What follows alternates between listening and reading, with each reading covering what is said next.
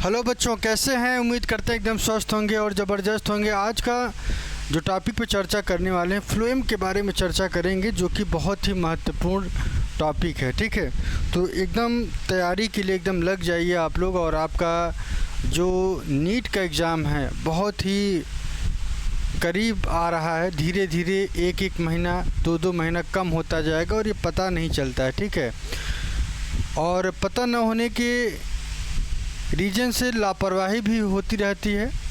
ठीक है, इस वजह से आप अपनी जो तैयारी कर रहे हैं उसको एकदम, जुलाई का मंथ लग गया है और जुलाई के मंथ से आप एकदम अपनी जो तैयारी है वो एकदम ऐसे लेके चलना है जिसमें फिजिक्स और केमिस्ट्री और बायोलॉजी तीनों सब्जेक्ट में पकड़ बना के रखना है। ऐसा नहीं करना है कि कोई भी सब्जेक्ट तक आपका ढीला पड़ जाए या कमज़ोर हो जाए। सब कुछ लेके चलना है और सही तरीके से अपना रिवीजन करते रहिए। जो भी चैप्टर आप कंप्लीट कर रहे हैं उस चैप्टर को आप प्रीवियस ईयर के क्वेश्चन ज़रूर लगाइए। प्रीवियस ईयर और चैप्टर वाइज दोनों एनालिसिस आप करते रहिए। ठीक है, और जब आप एनालिसिस करेंगे तो आपको खुद समझ में आएगा कि कौन सा टॉपिक कितना इम्पोर्टेंट है, कहाँ से क्वेश्चन बनते हैं, कहाँ से नहीं बनते हैं। ये जब जिस दिन आप खुद इस कला को सीख जाएंगे कि क्वेश्चंस उठता कहाँ है। क्वेश्चन उठने का सबसे बेसिक कॉन्सेप्ट मैं आपको बता रहा हूँ। क्वेश्चन वहाँ से उठता है जहाँ से कंट्रोवर्सी पैदा हो, विवाद पैदा हो, या जहाँ से हम प्रश्न को छोड़ते हैं कि ये नहीं आएगा, ये वही क्वेश्चन एग्ज़ाम में पूछा जाता है। ठीक है, और जिस चीज़ को हम सोचते हैं कि लापरवाही कर जाते हैं वो भी क्वेश्चन वहाँ से बन जाता है। तो कहने का मतलब ये है, एनसीईआरटी की हर एक लाइन आपके परीक्षा के लिए, आपके एग्ज़ाम के लिए बहुत इम्पोर्टेंट है। तो उसको बराबर तरीके से अपना तैयारी करते रहिए, पढ़ते रहिए। कोई दिक्कत हो तो कमेंट में ज़रूर करिए। हमारी क्लास कैसी लग रही है आपको, इसके बारे में आप डेली बताते रहिए और चर्चा करते रहिए। ठीक है, और क्लास 11th की एनसीईआरटी जैसे ही कंप्लीट होगी वैसे ही हम लोग 12th एनसीईआरटी की तरफ, आगे की तरफ बढ़ेंगे। ठीक है, तो चलिए देखते हैं यहाँ पर फ्लोएम के बारे में। कल हमने जाइलम को कंप्लीट कर दिया था। जाइलम के बाद फ्लोएम के कॉन्सेप्ट को समझेंगे। फ्लोएम कितना इम्पोर्टेंट है और किस तरीके से ये प्लांट के लिए इम्पोर्टेंट है, चाहे डाइकॉट पौधा हो चाहे मोनोकॉट पौधा हो, उन सभी के लिए बहुत ही इम्पोर्टेंट है ये। ठीक है, तो चलिए देखते हैं आज का जो सबसे पहला पॉइंट है, फ्लोएम के बारे में चर्चा करेंगे। और फ्लोएम से जो यूनिक क्वेश्चन बनने की संभावना है उन सभी को हम लोग आगे की तरफ बढ़ेंगे। ठीक है, सबसे पहले आपको फ्लोएम का मतलब, फ्लोएम का जो मेन वर्कआउट होता है यह फूड को ट्रांसपोर्ट करता है। भोजन को ट्रांसपोर्ट करने का जो मेन काम है वो किसका है? फ्लोएम का। फ्लोएम क्या करता है कि फ्लोएम जो है स्टेम में पाया जाता है और ये फोटोसिंथेसिस करता है। फोटोसिंथेसिस करने के बाद क्या होता है? ग्लूकोज का फॉर्मेशन होता है और उसी ग्लूकोज को प्लांट के सभी पोर्शन में, चाहे रूट का पार्ट हो या स्टेम का कोई भी पार्ट हो, लीफ का पार्ट हो या बड का पार्ट हो, उन सभी पार्ट तक ये पहुंचता है। ठीक है, तो इसको आपको ध्यान रखना है। तो चलिए टॉपिक को स्टार्ट करते हैं और यहाँ पे समझेंगे एक एक पॉइंट को। हम उन्हीं पॉइंट को हाईलाइट करते हैं जो आपको परीक्षा में पूछे जाते हैं। ठीक है, और बायोलॉजी आप जानते हैं, जितना अगर इसको सरल करना है, सरल करने का दो तरीका है। या तो इनको आप एकदम चार्ट बना के याद कर सकते हैं, चार्ट बनाते चलिए और उसको रिवाइज करते चलिए, देखते चलिए। रफ और पेन आपके साथ में होना चाहिए। वहाँ पे आपका कॉपी और पेन के साथ जब भी आप एनसीईआरटी पढ़िए तो आपका पेन चलते रहना चाहिए। ठीक है, तो बेसिक कॉन्सेप्ट्स को समझते हुए आपको छोटा छोटा पढ़िए। ये मत सोचिए कि आज एक चैप्टर लिए, एक चैप्टर पूरा ख़त्म कर दें। कभी भी इस तरीके से पढ़ाई नहीं करनी है।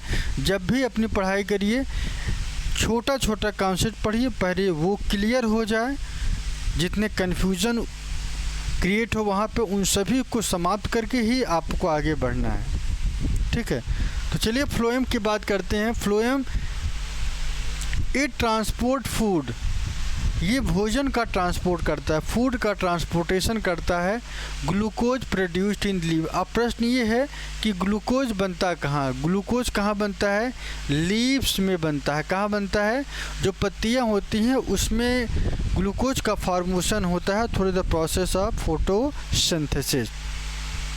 दूसरा पॉइंट क्या कह रहा है, यह बाई डायरेक्शनल ट्रांसपोर्ट होता है। कैसा ट्रांसपोर्ट होता है, बाई डायरेक्शनल। बाई डायरेक्शनल का मतलब क्या होता है, जो दो डायरेक्शन में चले, ठीक है ना।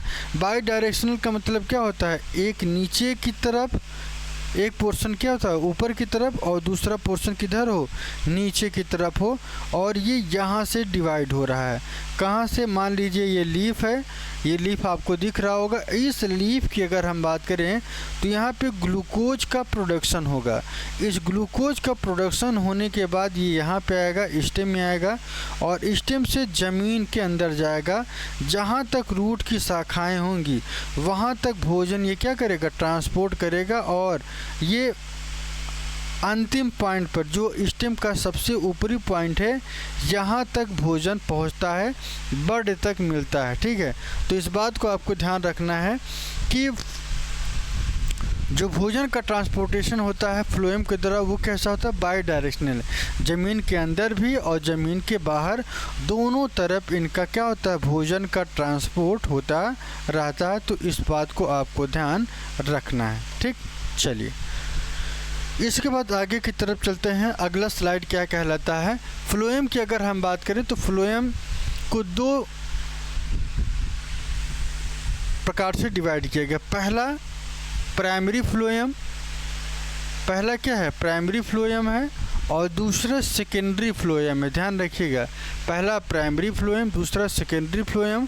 और प्राइमरी फ्लोएम की बात करें तो सबसे पहले क्या बनता है, प्रोटोफ्लोएम बनता है। क्या बनता है, प्रोटोफ्लोएम। ध्यान रखिएगा,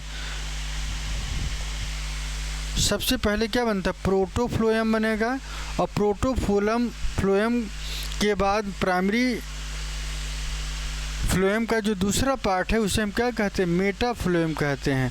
हमने इसको जाइलम में भी पढ़ाया था, एक था प्रोटोजाइलम था, दूसरा क्या था, मेटाजाइलम था। ठीक उसी तरीके से ये भी है, एक है प्रोटोफ्लोएम और दूसरा क्या है, मेटाफ्लोएम है, ठीक है। अब सबसे पहले इन दोनों की अगर हम कंपेरिजन की बात करें, सबसे पहले ये बनेगा और उसके बाद ये बनता है मेटाफ्लोएम। सबसे पहले प्रोटोफ्लोएम और उसके बाद मेटाफ्लोएम का फॉर्मेशन होता है, ठीक है। तो अगला पॉइंट है क्या, देखें, देख लीजिएगा, the primary phloem is divided. जो प्राइमरी फ्लोएम है divided into protophloem and metaphloem, और ये किस आधार पर होता है, इनके डेवलपमेंट के आधार पर। सबसे मेन पॉइंट आपका यही है कि इनके डेवलपमेंट के आधार पर कितने प्रकार के होते हैं, दो प्रकार के होते हैं, ठीक है। एक होता है प्रोटोफ्लोएम, दूसरा होता है मेटाफ्लोएम। इन सभी को याद करते चलिएगा। हमारी क्लास की सबसे बड़ी बात कि हम जो पढ़ा हैं, जो दे रहे हैं आपको नोट्स, वो एनसीईआरटी से है और सभी क्वेश्चंस यहाँ पे बनेंगे, ठीक है। थोड़ा सा लेंदी है लेकिन इसको लेके चलते रहना। थोड़ा सा ज़्यादा पढ़ लेंगे तो कोई दिक्कत नहीं, लेकिन क्वेश्चन आपका छूटना नहीं चाहिए।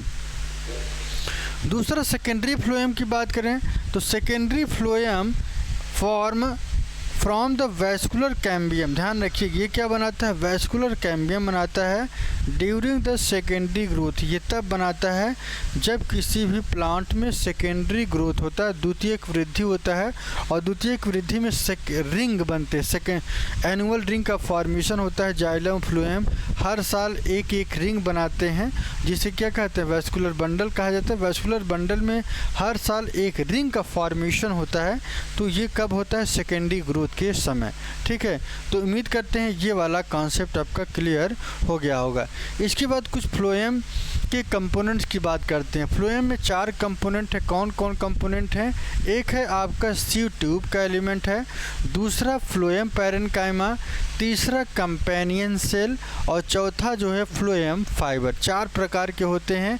इन सभी को सभी से पूछा जाता है कि कौन कहाँ पे प्रेजेंट होगा, कौन कहाँ पे एब्सेंट होगा। तो यहाँ पे आपको ध्यान क्या क्या रखना है, उस पहले इनके फिगर को देख लीजिए। ये है फ्लोएम है, और फ्लोएम में ये चारों प्रकार आपको देखने को मिलेंगे। सबसे पहले आप देख लेंगे कि सीव प्लेट, ध्यान रखिएगा यहाँ पे आप जो देख रहे हैं ये फ्लोएम है, और इस फ्लोएम में ये जो शिरा आपको दिखाई दे रहा है इसे क्या कहते हैं, सीव प्लेट कहा जाता है। क्या कहा जाता है, सीव प्लेट कहा जाता है। तो इसको आपको ध्यान रखना है, ठीक है। और यहीं पे आपको ये देखेंगे कि इसी के अंदर सीव ट्यूब देखने को मिलता है। क्या देखने को मिलता है, सीव ट्यूब देखने को मिलता है, सीव प्लेट और सीव ट्यूब। और थोड़ा सा और बाहर की तरह पाएंगे तो यहाँ पे आपको फ्लोएम पैरेन्काइमा, ध्यान रखिएगा मोस्ट इम्पॉर्टेंट है ये। फ्लोएम पैरेन्काइमा से क्वेश्चन बनते हैं तो ये एकदम आउटर साइड में देखने को मिलता है। इस इमेज को आप बना लीजिएगा, और इसके बाद थोड़ा सा इसके अंदर की तरह पाएंगे फ्लोएम पैरेन्काइमस। जैसे थोड़ा सा अंदर आएंगे इसके अंदर आपको क्या मिलेगा, कंपेनियन सेल दिखाई देगा। क्या दिखाई देगा, कंपेनियन सेल, ठीक है। तो आइए देखते हैं। सबसे पहले यहाँ पे अब चलते हैं सीव ट्यूब एलिमेंट्स की। अगर हम बात करें तो सीव ट्यूब एलिमेंट में दो चीज़ें, एक होता है सी ट्यूब होता है, दूसरा सीव की प्लेटें पाई जाती हैं। यहाँ पे क्या होगा, the gymnosperm have albuminous and sieve cell. यहाँ पे ध्यान रखना है कि जब जिम्नोस्पर्म प्लांट में दो चीज़ें मिलती, कौन कौन सी मिलती हैं, एक मिलता है आपका एल्ब्यूमिनस सेल और दूसरा क्या मिलता है, सीव सेल्स मिलता है। दो चीज़ें मिलती हैं, क्या मिलती हैं, एक मिलता है एल्ब्यूमिनस सेल और दूसरा जो है सीव सेल्स आपको देखने को मिलता है। जिम्नोस्पर्म में कंपेनियन सेल और सीव ट्यूब नहीं पाया जाता। मोस्ट इम्पॉर्टेंट है, इस बात को आपको ध्यान रखना है कि जिम्नोस्पर्म में क्या मिलता है और जिम्नोस्पर्म में क्या नहीं मिलता। दोनों क्वेश्चन यहाँ पे बनेंगे, तो आपको यह याद रखना है कि जिम्नोस्पर्म के पास क्या होता है, एल्ब्यूमिनस सेल और सीव सेल्स पाए जाते हैं, जबकि जिम्नोस्पर्म में क्या नहीं मिलता है, कंपेनियन सेल की अगर हम बात करें, और इनके जो सीव ट्यूब होते हैं ये दोनों यहाँ पे नहीं पाए जाते हैं। वेरी इंपॉर्टेंट पॉइंट, इसको आपको याद कर लेना है। मोस्ट इम्पॉर्टेंट पॉइंट है आपके लिए, इसको भूलना नहीं है। इसके बाद कंपेनियन सेल की बात कर लेते हैं। आइए अगले स्लाइड पे चलते हैं। अगला स्लाइड क्या कहता है, थोड़ा सा देखिएगा। Element of phloem mature sieve element are joint element to end. ध्यान रखिएगा, सीव एलिमेंट ज्वाइंट करते हैं इंड टू इंड। ये आपस में क्या होते हैं, end to end with pore filled sieve plate between make a sieve tube. ये क्या बनाते हैं, इनके बीच में सीव की प्लेटें होती हैं। क्या होती हैं, प्लेटें होती हैं, और ये सीव ट्यूब बनाते हैं। थोड़ा ध्यान रखिए, sieve element jointed end to end. जो सीव एलिमेंट होते हैं ये इंड टू इंड, एक इंड को दूसरे इंड से जोड़ने का काम करते हैं, और इनके बीच में सीव प्लेट पाया जाता है, और इसी प्लेट के बीच में क्या बनते हैं, सीव ट्यूब बनते हैं। इसको ध्यान आप रखिएगा, क्योंकि मैंने अभी आपको बताया था ये जो इस तरीके की स्ट्रक्चर हैं ये क्या होती हैं, सीव प्लेटें होती हैं, और सीव प्लेट के अंदर आपको सीव ट्यूब देखने को मिलता है, जैसा कि अभी हमने पिछले वाले फिगर में आपको दिखाया था। अगला पॉइंट क्या कहता है, they have A peripheral cytoplasm. इनके पास क्या होता है, जो साइटोप्लाज्म पाया जाता है वो किस नेचर में, पेरीफेरल नेचर में देखने को मिलता है। They have functional plasma membrane. इनके पास जो प्लाज्मा मेम्ब्रेन है वो कैसा होता है, फंक्शनल होता है, ठीक है। They have a large vacuole. ये कैसे वैक्यूल होते हैं, लार्ज वैक्यूल होते हैं, ठीक है ना। इनकी सबसे ख़ास बात ये है कि जब मैच्योर सीव एलिमेंट्स होते हैं वहाँ पे आपको लार्ज वैक्यूल देखने को मिलता है। और क्या मिलता है, यह टोनोप्लास्ट और न्यूक्लियस का ये समांतर लॉस्ट कर जाते हैं। यहाँ पे ये दो चीज़ें नहीं मिलती। कौन कौन, एक टोनोप्लास्ट है, दूसरा न्यूक्लियस यहाँ पे पूरी तरीके से नहीं मिलता है, ठीक है। आइए थोड़ा फिगर की बात करें तो यहाँ पे आप देखेंगे साइटोप्लाज्म का जो रिम होता है वो नैरो नेचर का होता है। नैरो का मतलब क्या होता है, आगे से चौड़ा हो और पीछे जाके क्या हो जाए, पतला हो जाए। तो यहाँ पे आप देखेंगे जो इनका नेचर है साइटोप्लाज्म का नैरो नेचर का दिखाई देगा। जबकि कंपेनियन सेल की बात करें तो ये वाला जो एरिया है इसे हम क्या कहते हैं, कंपेनियन सेल्स कहा जाता है। अगला थोड़ा सा ध्यान देख लीजिए, कंपेनियन सेल किसे कहते हैं। यहाँ पे आप थोड़ा सा फिगर में देखेंगे कि ये सीव प्लेटें हैं और सीव प्लेट में क्या पाया जाता है, सीव ट्यूब देखने को मिलता है और इस सीव ट्यूब में कंपेनियन सेल पाया जाता है। क्या पाया जाता है, कंपेनियन सेल। तो तीनों बातों को आपको याद रखना, पहला, दूसरा और तीसरा, तीनों पॉइंट को आपको ध्यान रखना है। They have A nucleus along with dense cytoplasm. इनके पास न्यूक्लियस होता है और न्यूक्लियस के साथ साथ साइटोप्लाज्म कैसा होता है, डेंस होता है। They can perform metabolic and cellular function. ये क्या करते हैं, मेटाबॉलिक के साथ साथ सेलुलर फंक्शन का वर्कआउट करते हैं। The companion cell is a living cell. इनके पास कैसे सेल होते हैं, लिविंग सेल्स होते हैं, जीवित कोशिकाएं होती हैं। और इनके साथ क्या होता है, ध्यान रखिएगा, सीव प्लेट और सीव ट्यूब की बात नहीं कर रहे हैं, कंपेनियन सेल की बात कर रहे हैं।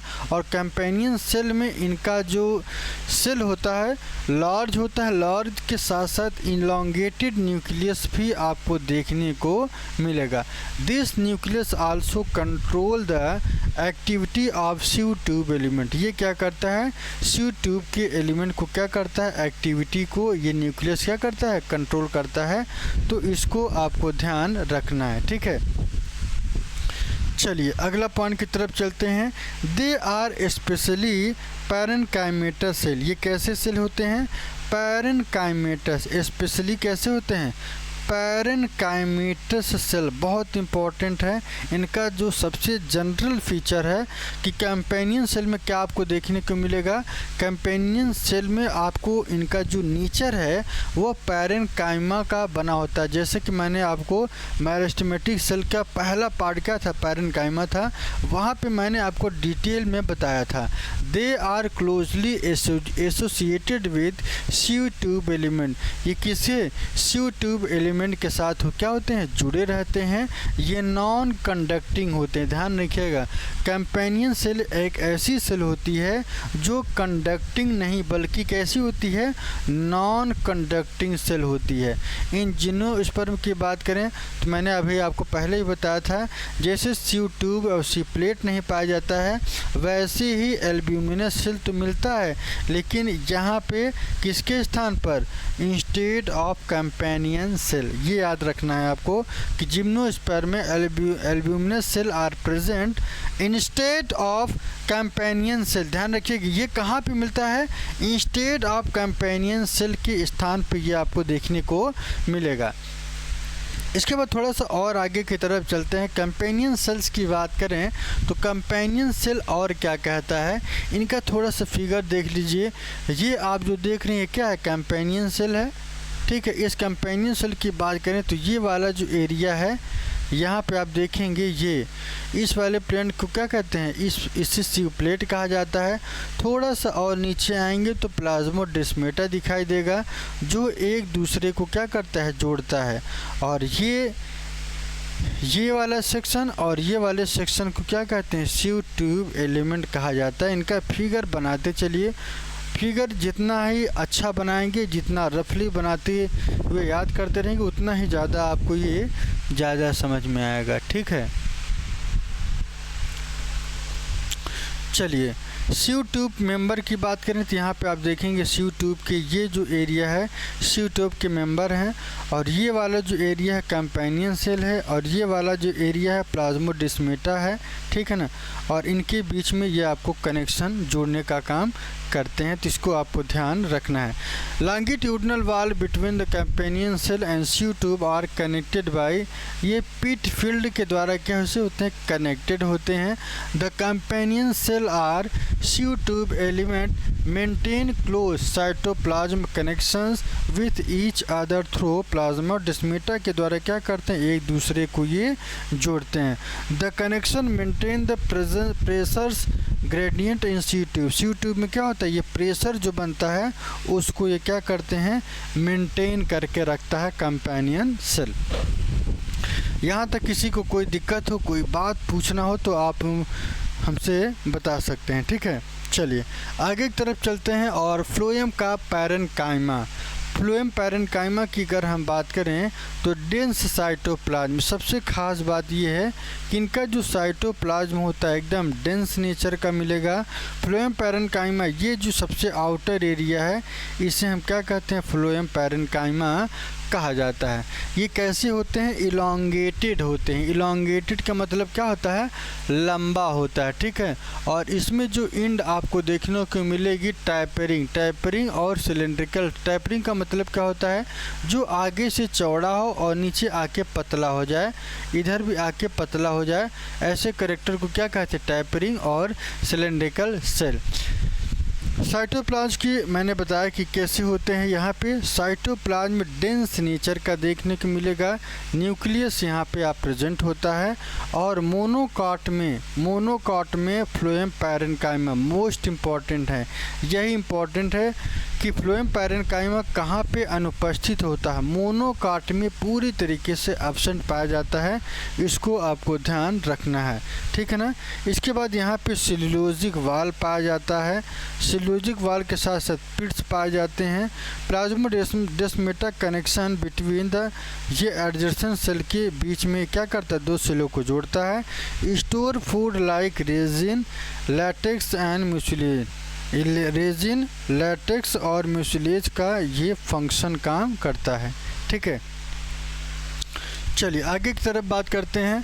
फ्लोएम पैरेन्काइमा को एक और नाम से जानते हैं जिसे फ्लोएम फाइबर का जो इनका एक और पार्ट था, अगर उसकी हम बात करें तो इसे हम बास्ट फाइबर के भी नाम से जानते हैं। दे आर स्क्लेरेनकाइमेटस, ये कैसे होते हैं, स्क्लेरेनकाइमा का बना होता है। और स्क्लेरेनकाइमा का बना होने की वजह से कैसे होते हैं, स्क्लेरेनकाइमेटस होते हैं। कहाँ पे ये एब्सेंट होता है, आइए देख लेते हैं। They are absent in primary phloem, पूछा जाता है कि फ्लोएम फाइबर कहाँ एब्सेंट होगा, तो आपको ये याद रखना है कि प्राइमरी फ्लोएम में ये पूरी तरीके से absent, and found in secondary phloem में क्या होता है, पूरी तरीके से प्रेजेंट होता है। This fibre provide the mechanical support, ये क्या करते हैं, ये मैकेनिकल का सपोर्ट करते हैं। Sieve element, they have a elongated, कैसे होते हैं, ये इलोंगेटेड होते हैं। इलोंगेटेड होने के साथ साथ अनब्रांच्ड पाए जाते हैं, ठीक है। दे हैव वेरी थिक, इनके पास जो सेल वाले होती हैं वो कैसी होती हैं, मोटी होती हैं, ध्यान रखिएगा। विथ पॉइंटेड नीडल लाइक एपिसेस, यहाँ पे एकदम पॉइंट वाले स्ट्रक्चर आपको देखने को मिलते हैं। At maturity they have lose protoplasm and become dead, इनकी यहाँ पे अगर जब ये मेच्योर हो जाते हैं तो प्रोटोप्लाज्म यहाँ पे क्या हो जाता है, एकदम स्लो हो जाता है और ये डेड हो जाते हैं। Phloem fiber of jute, flax, hemp are commercially useful, ध्यान रखिएगा। सबसे जो महत्वपूर्ण क्वेश्चन यहाँ पे बनता है वो क्या बनता है कि फ्लोएम फाइबर की अगर हम बात करें तो फ्लोएम फाइबर में प्रोटोप्लाज्म लूज होता है और ये डेड होते हैं। फ्लोएम फाइबर की बात करें तो जूट, फ्लैक्स और हेम्प, ये तीनों कैरेक्टर आपको देखने को मिलते हैं। और कमर्शियल तरीके से आपको ये जो फिगर देख रहे हैं किसका है, फ्लोएम फाइबर का है, या इसे एक और नाम से जानते हैं बास्ट फाइबर। कई बार पूछा गया है कि बास्ट फाइबर को ही क्या फ्लोएम फाइबर कहते हैं, तो ये बहुत लड़के गलत करते हैं, यहाँ पे कन्फ्यूजन होता है, तो इसको आपको ध्यान रखना है, ठीक है। चलिए आगे की तरफ चलते हैं।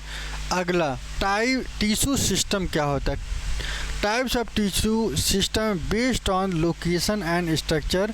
टिश्यू सिस्टम, ध्यान रखिए कि टिश्यू सिस्टम के प्रकार कौन कौन से हैं, ये इस बात पर निर्भर करता है कि इनका लोकेशन कहाँ है और इनकी स्ट्रक्चर क्या है, इनकी संरचना क्या है, दोनों चीज़ें ध्यान रखना है आपको, ठीक है। तो यहाँ पे सबसे पहले मैं आपको बता दूँ एपिडर्मल नेचर का, और ये कैसा होता है, ग्राउंड नेचर का, और ये वैस्कुलर नेचर का, ठीक है। तो एपिडर्मल कैसा होता है, एपिडर्मल सेल इसे कहते हैं, और इसे क्या कहते हैं, दूसरा इनका का जो पार्ट है स्टोमेटा, और स्टोमेटा के बाद एपिडर्मल अपेंडेजेस कहा जाता है, जिनके दो पार्ट हैं, एक ट्राइकोम्स और दूसरा हेयर। ठीक है, कितने मिनट का वीडियो हो गया? 24 मिनट का। देख लेते हैं इसको, आज कंप्लीट कर देते हैं या नहीं, बड़ा होगा तो कल करेंगे। ठीक है,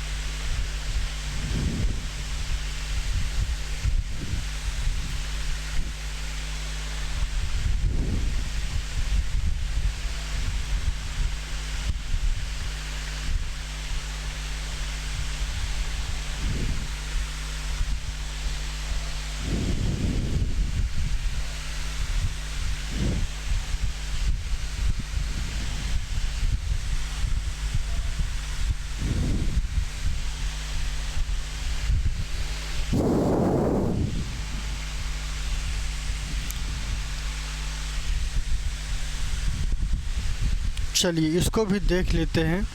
ठीक है,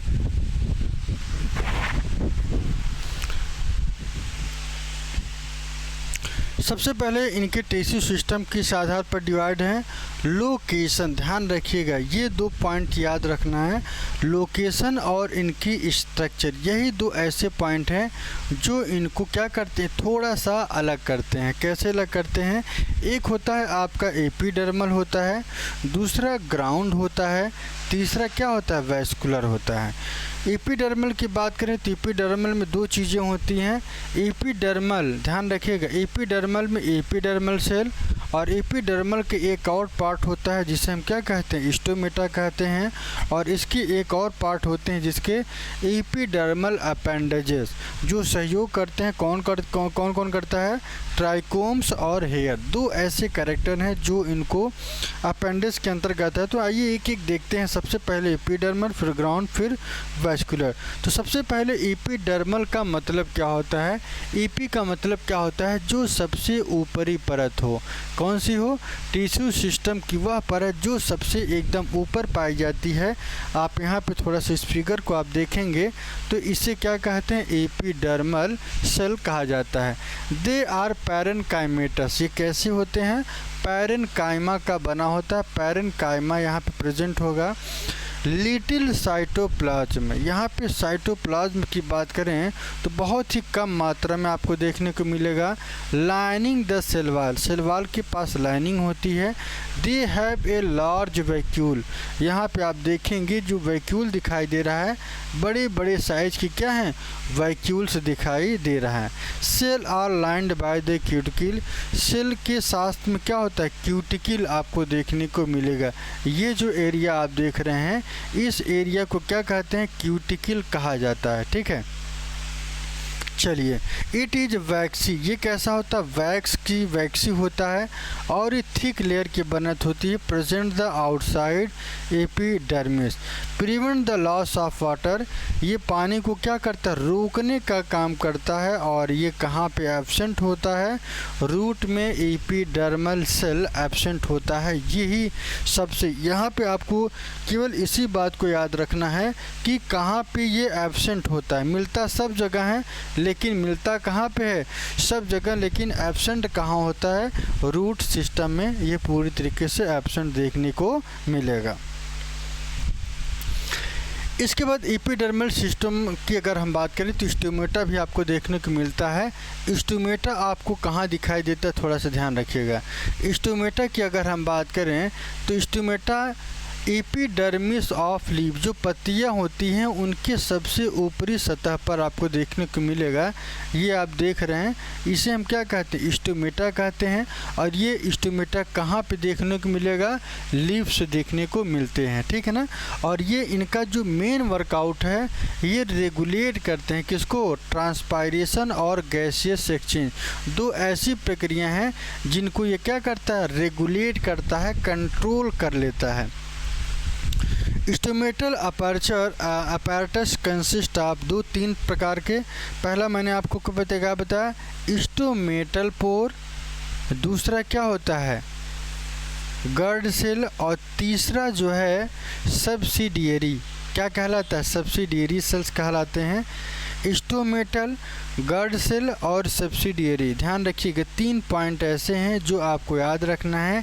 स्टोमेटल का मतलब क्या होता है, स्टोमेटा, गर्ड का मतलब क्या कहलाता है, गर्ड सेल, और सब्सिडियरी की बात करें तो सब्सिडियरी, ये 3 टाइप के स्टोमेटल अपर्चर काम करते हैं जिसको आपको याद रखना है, ठीक है। यहाँ पे सबसे पहले मैं आपको बता दूं कि स्टोमेटा की जो गर्ड सेल हैं, दे आर, ये कैसे होते हैं, बीन शेप्ड होते हैं, बीन के आकार का या डंबल के आकार का। कई बार परीक्षा में पूछा गया है कि ये बताइए कि स्टोमेटा का जो गर्ड सेल है, गर्ड सेल की अगर हम बात करें तो गर्ड सेल, जैसे मैंने अभी आपको ये दिखाया, इनका जो आकार होता है कैसा होता है, आप देखेंगे कि बीन की तरह होता है। कैसा होता है, बीन की तरह होते हैं, या ये आपको डंबल के आकार के दिखते हैं। और इनके पास क्लोरोप्लास्ट पाया जाता है, आप जिससे ये हरे दिखाई देते हैं। दे इनक्लोज द स्टोमेटल पोर, ये क्या करता है, स्टोमेटल में जितने पोर्स होते हैं उन सभी को ये क्लोज कर देता है। और इनके पास थिन आउटर वाल, इनके पास जो वालें होती हैं वो कैसी होती हैं, एकदम पतली होती हैं। दे हैव हाईली थिकन्ड इनर वाल, इनके पास जो वाल होती हैं वो कैसी होती हैं, थिकेंड होती हैं, कैसी होती हैं, मोटी होती हैं। और ये स्टोमेटा को खोलने और बंद करने में क्या करता है, रेगुलेट करता है, कौन, स्टोमेटा का गर्ड सेल। तो इस बात को आपको ध्यान रखना है। इसमें सबसे अहम खास बात क्या है, खास बात ये है कि regulate the opening and closing of stomata, ये इन दोनों को क्या करता है, बंद करके रखता है। थिक इनर वाल, इनका इनर वाल कैसा होता है, मोटा होता है। और यहाँ पे आप देखेंगे स्टोमेटल पोर की बात करें तो ये जो स्टोमेटा का होता है इसे हम पोर कहते हैं। और इसी के बगल वाला जो एरिया, इसे क्या कहा जाता है, गर्ड सेल कहा जाता है। और इनके जो ऊपरी वाला जो हिस्सा है इसे सब्सिडियरी सेल, और इनके जो बाहरी ये जो आप देखेंगे इसे क्या कहते हैं, आउटर वाल। और ये कैसी होती है, पतली होती है। और यहीं पे आपको ये वाला जो एरिया दिखाई देगा ये क्लोरोप्लास्ट का होता है, ठीक है। सब्सिडियरी सेल ऑफ स्टोमेटा की बात करें तो they are specialised epidermal cell, ये कैसे सेल होते हैं, स्पेशलाइज्ड सेल होते हैं। ये सराउंड द गर्ड सेल, ये गर्ड के सेल के क्या होते हैं, चारों तरफ देखने को मिलता है। एपिडर्मल अपेंडेज की बात करें तो यहाँ पे रूट, हेयर और trichomes, they are unicellular elongate of epidermal cell, ये कैसे होते हैं, यूनिसेलुलर होते हैं। और ये इलोंगेट ऑफ एपिडर्मल सेल का बना होता है। डेल्फिन एब्जॉर्प्शन, ये वाटर और मिनरल का क्या करते हैं, एब्जॉर्प्शन करते हैं। ट्राइकोम की बात करें तो epidermal hair on stem, stem पर क्या पाया जाता है, एपिडर्मल हेयर पाया जाता है। और ये कैसे होते हैं, मल्टी सेलुलर, जहाँ सेलों की संख्या क्या होती है, ज़्यादा होती है। ये ब्रांच ब्रांच्ड होते हैं और अनब्रांच्ड होते हैं, सॉफ्ट होते हैं। ध्यान रखिए, ब्रांच और अनब्रांच के साथ साथ ये कैसे होते हैं, एकदम सॉफ्ट दिखाई देते हैं और ये सिक्रीटरी नेचर का मिलता है।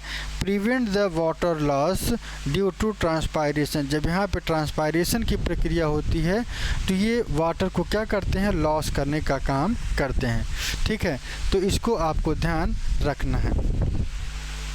चलिए आगे की तरफ चलते हैं और अगला पॉइंट, ग्राउंड टिश्यू। ध्यान रखिएगा, सबसे ऊपर क्या मिलता है आपको, सबसे पहले ऊपर एपिडर्मल, फिर वैस्कुलर और फिर ग्राउंड मिलेगा और फिर सब ऐसे देख लीजिएगा, सबसे पहले एपिडर्मल और उसके बीच में जो मिलेगा ग्राउंड और एकदम सेंटर वाला वैस्कुलर होता है, जहाँ पे वैस्कुलर कैम्बियम आपको देखने को मिलता है। ठीक है, कैसे देखने को मिलता है ये देख लेते हैं। It include all tissue except epidermis and vascular bundle. यहाँ पे जितने भी ऑल द टिश्यू, सब के सब टिश्यू प्रेजेंट होते हैं एक्सेप्ट कौन कौन से, एपिडर्मिस वाले को और वैस्कुलर बंडल। दो ऐसे कैरेक्टर हैं जो इनको अलग करता है। ठीक है, usually consist of simple type की टिश्यू कौन कौन, पैरेन्काइमा, दूसरा मैंने आपको क्या बताया कोलेनकाइमा और तीसरा आपका स्क्लेरेनकाइमा। तीन ऐसे टॉपिक हैं जो सिंपल टिश्यू से ग्राउंड टिश्यू बना होता है, पैरेन्काइमा, कोलेनकाइमा, स्क्लेरेनकाइमा। ठीक है, चलिए ground tissue system parenchymatic tissue is filled in the stem and root. ये कहाँ पे आपको देखने में मिलता है, स्टेम और रूट में देखने को मिलता है। कॉर्टेक्स की बात करें, पेरीसाइकिल की बात करें, पिथ और मेडुलरी रेज, ये चार ऐसे कैरेक्टर हैं जो आपको देखने को मिलता है किसमें, ग्राउंड टिश्यू में। ठीक है, तो मैंने आपको क्या बताया, cortex in plant tissue of unspecialized cell होते हैं between epidermis surface cell and the vascular tissue is cortex. Pericycle की बात करें तो यहाँ पे जो वालें होती हैं वो कैसी होती हैं, थिल होती हैं, पतली होती हैं। ठीक है, just below the endodermis. Pith की बात करें तो composed of undifferentiated parenchyma cell. ये कैसे, अनडिफ्रेंशिएटेड पैरेन्काइमा सेल का ये बना होता है। Which function is storage of nutrient, जो कि न्यूट्रिएंट को क्या करता है, स्टोरेज करता है, found in young plant. Medullary rays की बात करें तो they are the strip of parenchyma present between the vascular bundle. ये मोस्ट इम्पॉर्टेंट पॉइंट है कि डाइकॉट स्टेम में वैस्कुलर बंडल के बीच में देखने को मिलता है और ये अलग करता है जाइलम और फ्लोएम को। किसको अलग करता है, जाइलम और फ्लोएम को क्या करता है, ये अलग करता है। तो इसको आपको ध्यान रखना है, मेडुलरी पिथ है। यहाँ पे अगर हम लीफ की बात करें तो लीफ में आप जानते हैं कि लीफ में मीसोफिल पाया जाता है। क्या होता है, मीसोफिल। मीसो का मतलब मध्य और फिल का मतलब क्या होता है, लीफ होता है। It is made up of thin walled chloroplast containing cell. यहाँ पतला होता है, थिन वाल्ड होते हैं और क्लोरोप्लास्ट कंटेनिंग सेल पाया जाता है। इसको भी आपको याद रखना है। It lies between upper and lower epidermis of, कहाँ पे मिलेगा ये, अपर और लोअर एपिडर्मिस में मिलता है। यहाँ पे आप फिगर की थोड़ा देख लीजिएगा, ये इनका फिगर है मीसोफिल की, ये इनका लोअर सरफेस है और ये इनका अपर है। ठीक है ना, इसे क्या कहते हैं, अपर कहते हैं और इसे क्या कहते हैं, लोअर वाला एरिया। और लोअर वाले एरिया में आप देखेंगे कि ये जो एरिया है पॉलीसेड होता है। क्या होता है, पॉलीसेड होता है। और यहाँ पे थोड़ा सा और नीचे की तरफ आएंगे तो स्पंजी हो नेचर का पाया जाता है। ठीक है ना, तो ये आपको ध्यान रखना है। चलिए, स्ट्रक्चर आपके दिमाग में आ रहा होगा और इसको बना लीजिएगा। और ये कहाँ पे मिलता है, लीव्स में देखने को मिलता है। क्या देखने को मिलता है, ग्राउंड टिश्यू। ठीक, चलिए अगला वैस्कुलर टिश्यू सिस्टम की अगर हम बात करें तो phloem and xylem together form vascular bundle. Phloem और जाइलम ये दोनों मिलकर क्या बनाते हैं, वैस्कुलर बंडल बना लेते हैं, या इन्हें वैस्कुलर सिस्टम कहा जाता है। आइए देखते हैं मोनोकॉट में और डाइकॉट में क्या डिफरेंट है। मोनोकॉट की बात करें तो they have closed vascular bundle. यहाँ पे वैस्कुलर बंडल जो है क्या होता है, पूरी तरीके से क्लोज्ड होता है, और क्लोज्ड होने की वजह से क्या होता है, कैम्बियम यहाँ पे एब्सेंट होगा। ध्यान रखिएगा, जाइलम और फ्लोएम यहाँ पे ये एब्सेंट होगा। जब ये एब्सेंट होगा तो क्या होगा, ये पूरी तरीके से आपस में क्लोज्ड होंगे, ठीक है ना। सेकेंडरी टिश्यू, सेकेंडरी ग्रोथ यहाँ पे नहीं बनता है। जबकि डाइकॉट की बात करें तो कई बार पूछा गया है कि ये बताइए कि वैस्कुलर बंडल डाइकॉट में किस नेचर मिलेगा, तो यह ओपन दिखाई देगा। Cambium is present in the between the phloem and xylem. ध्यान रखिएगा, यहाँ पे अंतर, इन दोनों में सबसे बड़ा अंतर यही होता है कि जाइलम और फ्लोएम के बीच में कैम्बियम रिंग प्रेजेंट होगा। कैम्बियम रिंग ये प्रेजेंट होगा तो ये किस नेचर मिलेगा, ओपन। जबकि यहाँ पे ये वाली जो जाइलम और फ्लोएम के बीच की ये वाली जो दीवार है ये होती ही नहीं, इस वजह से ये क्या होते हैं, आपस में क्लोज्ड होते हैं। क्या होते हैं, क्लोज्ड होते हैं। तो इसको आपको ध्यान रखना है।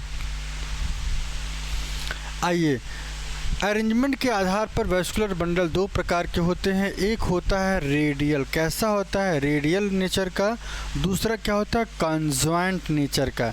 रेडियल की अगर हम बात करें तो ये अलग डिफरेंट रेडियाई पे, अलग अलग रेडियस पे आपको को देखने को मिलेगा। और कहाँ पे देखने को मिलेगा, रूट में। जब भी ये पूछा जाए कि वैस्कुलर बंडल रेडियल टाइप का किस में मिलेगा, तो आपको ये टिक लगाना है रूट में, पहला क्वेश्चन। यहाँ पे आप देखेंगे ये क्लोज्ड वाला है और ये ओपन है। क्लोज्ड का मतलब क्या हुआ, यहाँ पे कैम्बियम रिंग एब्सेंट है और यहाँ पे क्या है, प्रेजेंट है। आप देखेंगे ये वाला जो एरिया है, ये कैम्बियम रिंग यहाँ पे प्रेजेंट है। किसके बीच में होता है, जाइलम और फ्लोएम के बीच में, ठीक है ना। तो ये ओपन है और यहाँ पे नहीं है, तो ये पूरी तरीके से क्या कहते हैं, इसको क्लोज्ड नेचर का कहा जाता है। जबकि कंजॉइंट में थोड़ी सी चीज़ें अलग हो जाती हैं। ये सेम रेडियस पर पाया जाता है और ये क्या होता है, डिफरेंट रेडियस पर। Found in stem and leaf. Conjoint, ध्यान रखिए, जब भी पूछा जाए कि वैस्कुलर बंडल जो है कंजॉइंट नेचर के किस में देखने को मिलता है, स्टेम में और लीफ में देखने को मिलेगा। जबकि रेडियस वाला जो कैरेक्टर किस में है, रेडियल वाला केवल कैरेक्टर रूट में देखने को मिलेगा। जब भी रेडियल आए तो आपके दिमाग में ये आना चाहिए, क्या आना चाहिए, रूट आना चाहिए। जब आपके दिमाग में कंजॉइंट आ जाए तो स्टेम और लीफ आना चाहिए। जाइलम, यहाँ पे आपको रेडियल सिस्टम या रूट सिस्टम नहीं लगाना, ठीक है। Phloem usually on the outer side of xylem. Xylem कहाँ पे देखने को मिलेगा, जाइलम के आउटर साइड पे फ्लोएम आपको देखने को मिलेगा। ये जो आप देख रहे हैं इसे हम क्या कहते हैं, फ्लोएम कहते हैं, ठीक है। सॉरी, यहाँ पे आप देखेंगे कि जाइलम ये सेंटर पे मिल रहा है, ठीक है ना। और सेंटर के जो बाहर कवर करने वाला ये वाला जो एरिया है इसे हम क्या कहते हैं, फ्लोएम कहते हैं। फिर से एक बार देख लीजिए क्या कह रहा है, ये कह रहा है कि जाइलम यहाँ पे देखने को मिलेगा, लेकिन दोनों कैसे होंगे, सेम रेडियस पर होंगे। और फ्लोएम भी आपको यहीं पे देखने को मिलेगा। जाइलम फ्लोएम अल्टरनेट मैनर में अरेंज होते हैं, ठीक है। चलिए, इसके बाद डाइकाट रूट की अगर हम बात करें तो डाइकाट रूट की अगर हम बात करें तो यहाँ पे थोड़ा डिफरेंट टाइप ऑफ, चलिए आज अब ये बड़ा हो जाएगा तो आज के लिए इतना ही रखते हैं।